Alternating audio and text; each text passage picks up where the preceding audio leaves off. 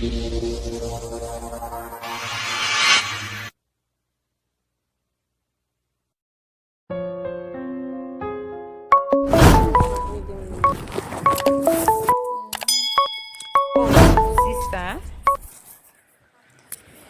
Alô, sista.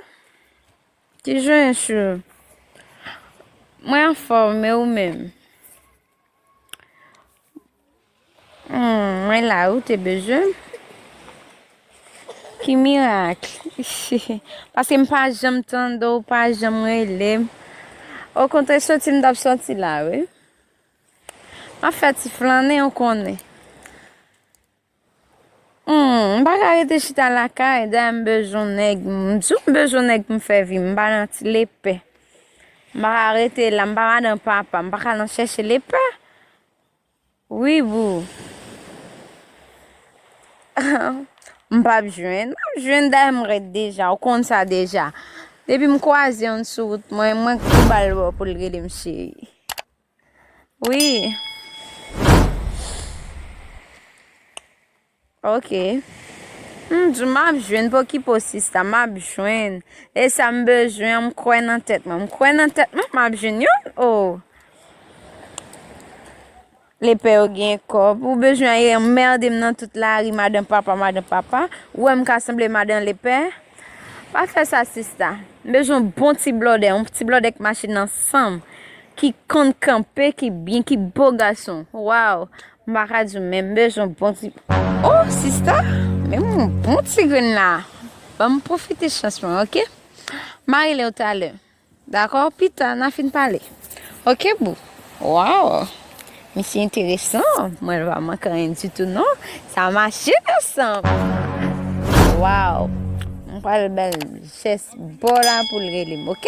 Aïe, bou, pita. Ok, chouchou? Aïe. Ok.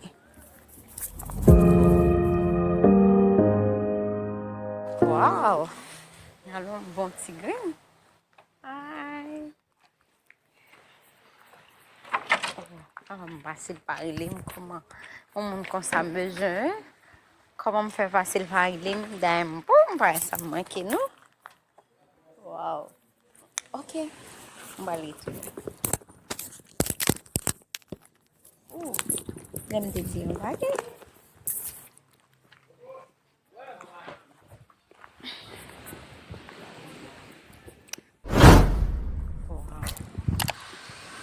mais pour qui? C'est mon première fois, je vais aller une deuxième fois, je vais le tourner en troisième fois encore pour moi.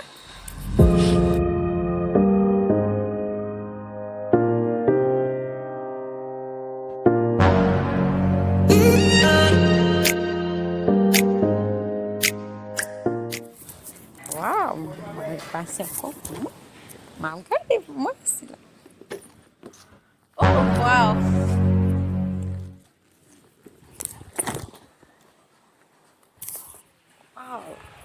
Nèg la fait envie. Wow, par contre ça me fait encore non comme ça. Mais moi même pour qu'il parle même là.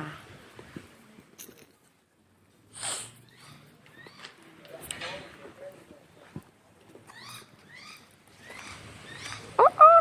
M'pas son première fois, là, il est une deuxième fois, une troisième fois, une quatrième fois. Oh. Mais il pas dans c'est lui-même. Une belle femme tant cool. Il va carrer les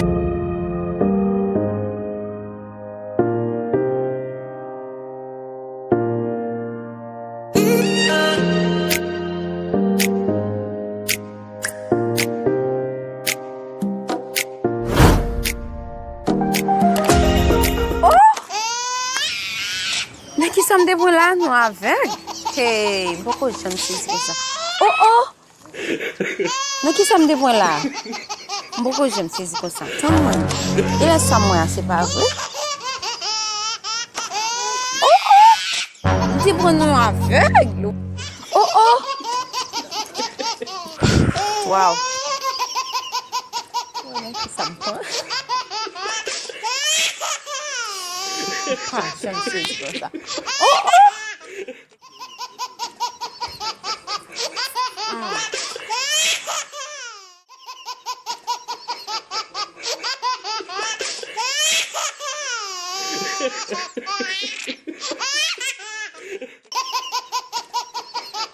Off.